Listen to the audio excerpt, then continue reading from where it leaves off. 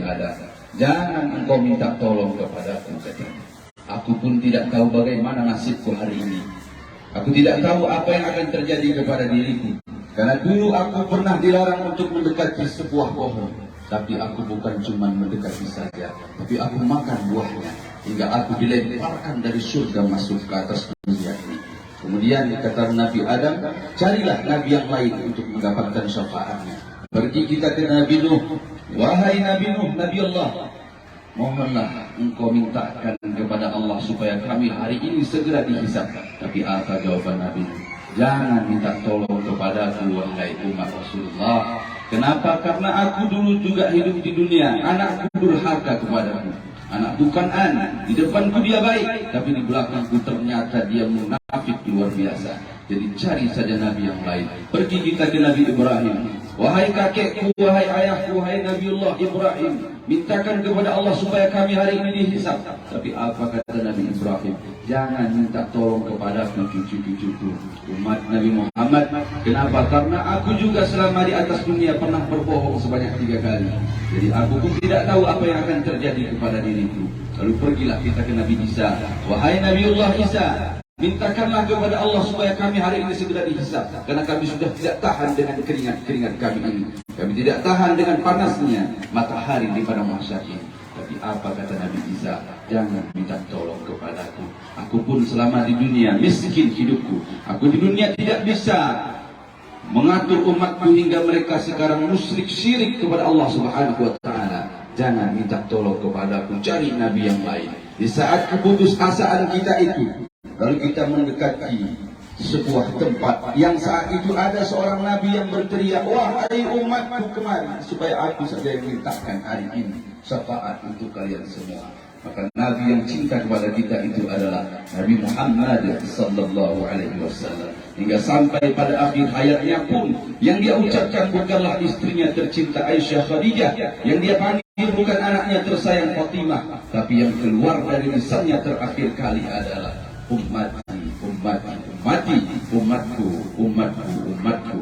Maka sudah selayaknya dan sudah sepantasnya kita mengucapkan salawat kepada Rasulullah sallallahu alaihi wasallam dengan mengucapkan Allahumma salli ala sayyidina Muhammad wa ala ali sayyidina Muhammad.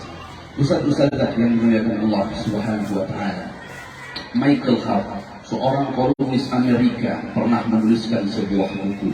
Judul bukunya adalah 100 Ranking of Most Influential Person in History. 100 tokoh besar yang paling berpengaruh sepanjang sejarah peradaban manusia. Termasuk di dalamnya ada Adolf Hitler, pencetus gerakan Nazi Jerman, Mahatma Gandhi, pencetus gerakan Satyagraha India, Julius Caesar, pencetus Visi, dan tokoh-tokoh besar lainnya. Tetapi ternyata ustaz-ustazah, dari sederetan tokoh-tokoh tersebut, Michael Hart menempatkan baginda Rasulullah sallallahu alaihi wasallam pada urutan pertama sebagai tokoh yang sangat berpengaruh di dunia, sehingga kebesaran baginda Rasulullah ini diabadikan di dalam Encyclopedia Britannica sebagai the most successful of all prophets and all religious personality, sebagai pemimpin yang paling sukses di antara para nabi, para pemimpin agama, dan para pemimpin lainnya dalam membangun masyarakat madani. Oleh karena itu, hadirin ustazah yang dimuliakan Allah, hari ini melalui kegiatan subuh briefing morning ini, kami akan mengangkat sebuah tema dengan judul Rasulullah sallallahu alaihi wasallam teladan membangun masyarakat madani. Berdasarkan firman Allah Subhanahu wa taala di dalam surah Al-Jumu'ah ayat 2 berikut ini. A'udzu billahi minasy syaithanir rajim. Huwallazi ba'atsa fil ummiyina rasulan minhum yatlu 'alaihim ayatihi wa yuzakkihim wa yu'allimuhumul kitaba wal hikmah wa in kanu min qablu lafi dhalalin mubin. Dialah Allah yang mengutus kepada kaum yang buta huruf seorang rasul di antara mereka, yang mengajarkan kepada mereka yang membacakan ayat-ayat Allah Subhanahu wa taala, kemudian mensucikan jiwa mereka dan mengajarkan kepada mereka kitab dan hikmah sunnah. Sesungguhnya mereka sebelumnya benar-benar berada di dalam kesesatan yang nyata. Ayat tersebut, hadirin ustaz-ustazah yang dimuliakan Allah, menurut Dr. Muhammad Sulaiman Al-Asqari dalam judul Tafsir Al-Qadir, kalimat ummiyin tadi artinya adalah kondisi bangsa Arab yang pada saat itu bukan saja tidak mampu membaca dan menulis, tetapi tenggelam ke dalam kehidupan jahiliyah secara total. Kebobrokan moral merajalela dalam bidang sosial, marak mabuk-mabukan, dalam bidang pemerintahan etnis dan golongan yang dikedepankan, dalam bidang hukum muncul law of jungle to be quality of people, hukum riba menjadi peradaban.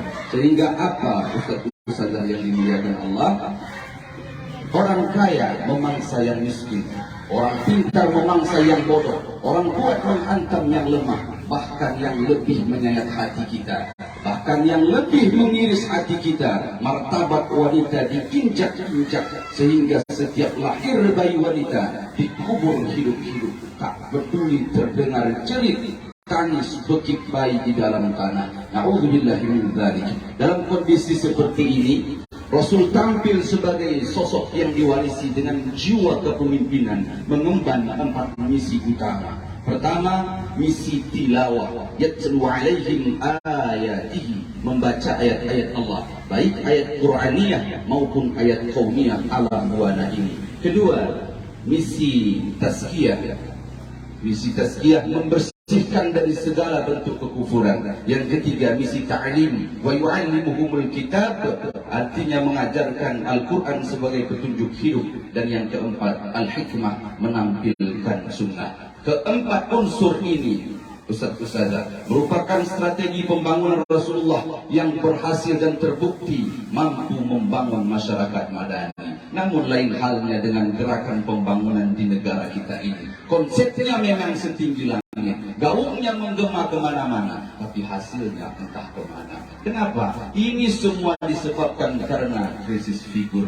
Di era globalisasi sekarang ini, bukan figur-figur pembangun sejati yang muncul, tetapi yang menjamur adalah oknum-oknum pemimpin yang haus kursi, haus pangkat, haus jabatan dan popularitas diri. Karena kalau pembangunan itu kehilangan figur, maka dia tak ubah laksana anak ayam yang kehilangan induknya. Tak tahu kemana arah dia hendak harus melangkah. Akhirnya apa? Tetap dia berada di dalam justifikasi Allah, la fi dhalalim mubin, tetap berada dalam kesesatan dan krisis nasional multidimensional.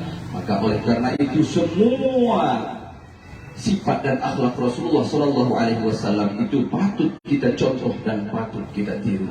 Makanya kita selalu mengucapkan kepada anak-anak kita, la yashrabanna ahadukum qa'iman, jangan kamu makan dan minum sambil berdiri. Itu semua mengartikan bahwa adab Rasulullah itu sangatlah luar biasa. Sampai makan dan minum kita pun begitu diaturnya. Sampai bidang pemerintahan pun diaturnya. Sampai bidang sosial dan lain sebagainya pun diaturnya. Oleh karena itu bersyukurlah kita sebagai umat Rasulullah SAW.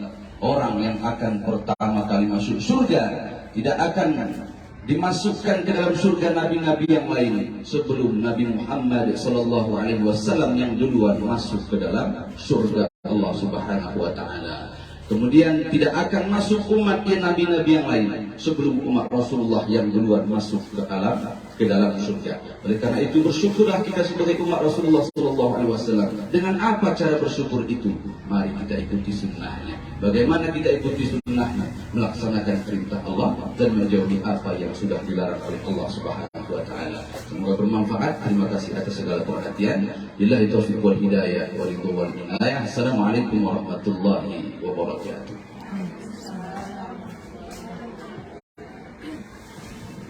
Ya, alhamdulillah, masya Allah ya, tausiah kita pagi ini.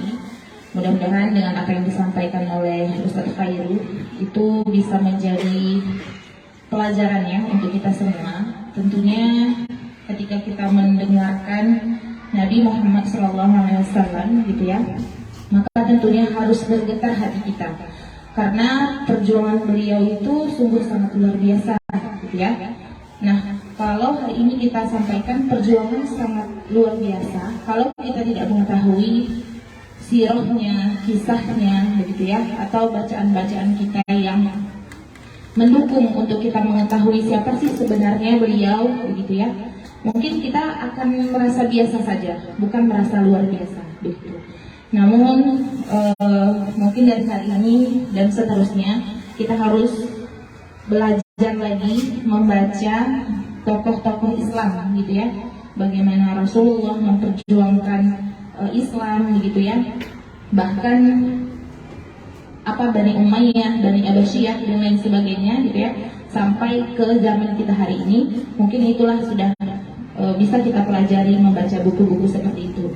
Karena kalau cerita Ustadz Khairu, masyarakat Madani itu sebenarnya materi yang sangat tinggi, begitu ya, bagaimana proses pemerintahan, bagaimana pendidikan, begitu ya, di masa Rasulullah, itu yang akan kita terapkan hari ini.